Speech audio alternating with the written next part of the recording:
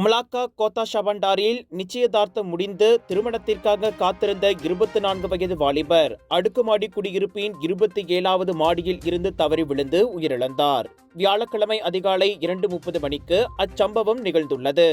சம்பவம் நடப்பதற்கு சில மணி நேரங்களுக்கு முன்புதான் அவ்வாடவரும் அவர் மணமுடிக்கவிருந்த 21 வயது பெண்ணும் அங்குள்ள தங்கும் விடுதிக்குள் செக் இன் செய்தது போலீசின் தொடக்கக்கட்ட விசாரணையில் தெரியவந்துள்ளது. 8வது மாடியில் வாடகைக்கு தங்கியிருந்தவர்களில் ஒருவர் 7வது மாடியில் உள்ள நீச்சல் குளத்தில் இருந்து ஒரு பெரிய இடிசத்தம் கேட்டு அதிர்ச்சி அடைந்தனர். சத்தம் வந்த திசையை எட்டி பார்த்தபோது நீச்சல் குளத்தில் மனித உடல் போல் ஒரு பொருள் இருப்பதைக் கண்டு அவர் போலீசுக்கு தகவல் கொடுத்தார். சம்பவம் இடம் விரைந்த போலீசார் நீச்சல் குளத்தில் இடது கை துண்டான நிலையில் ஒரு ஆடவரின் சடலம் மிதப்பதை கண்டனர். தீயணைப்பு மீட்புத்துறை வரவழைக்கப்பட்டு சடலம் நீச்சல் குளத்தில் இருந்து வெளியில் எடுக்கப்பட்டு சவ பரிசோதனைக்காக மலாக்கா மருத்துவமனைக்கு அனுப்பப்பட்டது. சம்பவத்திற்கு முன்பாக யாரோ அரைக்கதவை தட்டுவதாக வருங்கால மனைவியிடம் கூறிய அவ்விளைஞர் பல்கனிக்கு சென்று கீழ்மாடிக்கு இறங்க முயன்றுள்ளார்.